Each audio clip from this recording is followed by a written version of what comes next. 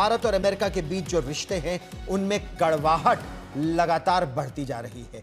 America ने खुले तौर पर कह दिया है कि रूस से तेल खरीदने पर उसने भारत पर अतिरिक्त कर नहीं, पाबंदी लगाई है। पाबंदी शब्द चौंका देता है। सैंक्शंस, क्योंकि यह भाषा आमतौर पर मित्रों के लिए इस्तेमाल कभी नहीं की जाती, दुश्मन देश के लिए की जाती है। और इस तरह की भाषा का इस्तेमाल भारत के लिए, अपने करीबी सामरिक साझेदार के लिए, क्लोज स्ट्रेटेजिक पार्टनर के लिए अमेरिका कर रहा है।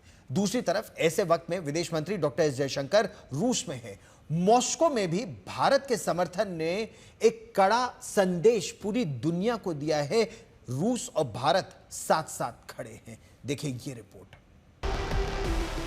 पहले अलास्का में पुतिन के साथ मुलाकात हुई, फिर वॉशिंगटन में ज़ेलेंस्की और यूरोप के नेताओं के साथ मंथन हुआ। लेकिन रूस यूक्रेन जंग में युद्ध विराम पर समझौता अभी दूर है। इस बीच अमेरिका ने भारत के साथ किसी दुश्मन जैसा सलूक करते हुए कहा है कि उसने रूस से तेल खरीदने पर पाबंदी लगाई है।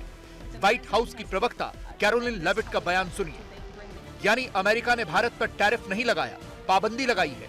ऐसा रवैया दिखाता है कि अमेरिका भारत के साथ कैसा दुश्मनी भरा रुख अपना रहा है।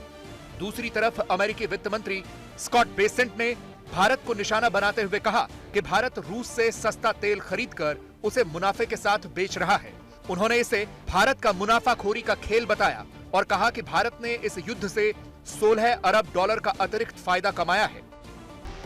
भारत ने साफ कर दिया था कि खुद अमेरिका ने ही उससे रूसी तेल खरीदने को कहा था ताकि बाजार में कीमतें सही स्तर पर बनी रहें।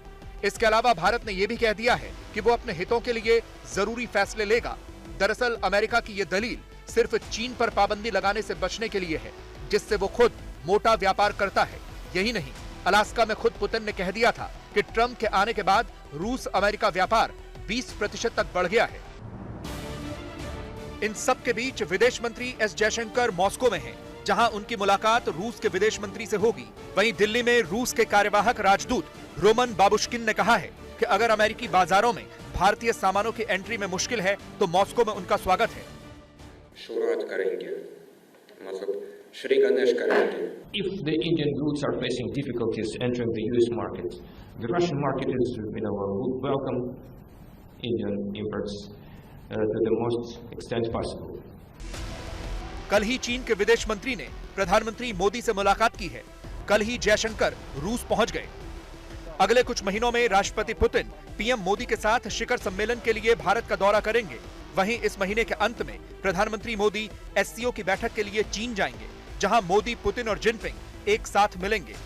रूस यूक्रेन जंग कब रुकेगी, इसकी गारंटी तो अमेरिका नहीं दे सका, मगर भारत पर पाबंदी ने रूस, चीन और भारत को एकजुट जरूर कर दिया है, जो उसका मुकाबला मिलकर कर सकते हैं।